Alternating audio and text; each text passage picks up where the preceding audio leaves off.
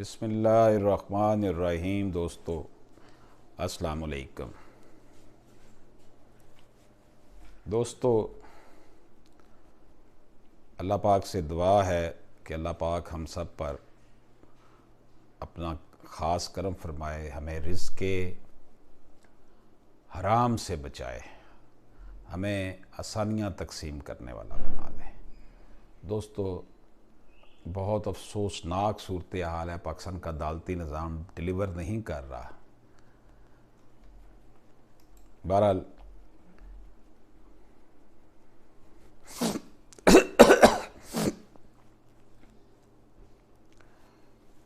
कराची की मदीना मस्जिद की तारीख़ और उसकी मसमारी के अहकामात के हवाले से बात करते हैं। मदीना मस्जिद कराची में तारक रोड पर वाक़या है, जो एक गुंजान आबाद इलाका है और करीब कोई मस्जिद मौजूद नहीं है।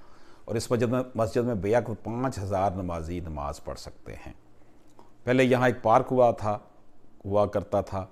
लोग इस पार्क में नमाज बाजमात अदा करते थे। जिसके बाद लोगों ने मस्जिद की तामीर का मुतालबा किया तो सिंध बिल्डिंग कंट्रोल अथॉरिटी ने NOC के बाद बाकायदा सरकारी नक्शा मंजूर कर लिया। सरकारी नक्शा मंजूर होने के बाद मुखय्यर हज़रात के फ़ंड से 1994 में मस्जिद की तामीर का आगाज़ हुआ। चंद सालों में मस्जिद बन गई। सुप्रीम कोर्ट ने किसी की शिकायत के आज खुद नोटिस के बग़ैर मस्जिद को मसमार करने का हुक्म जारी कर दिया है।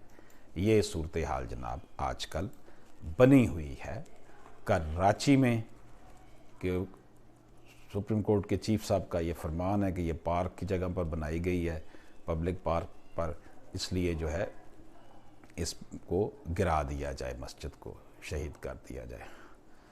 बहरहाल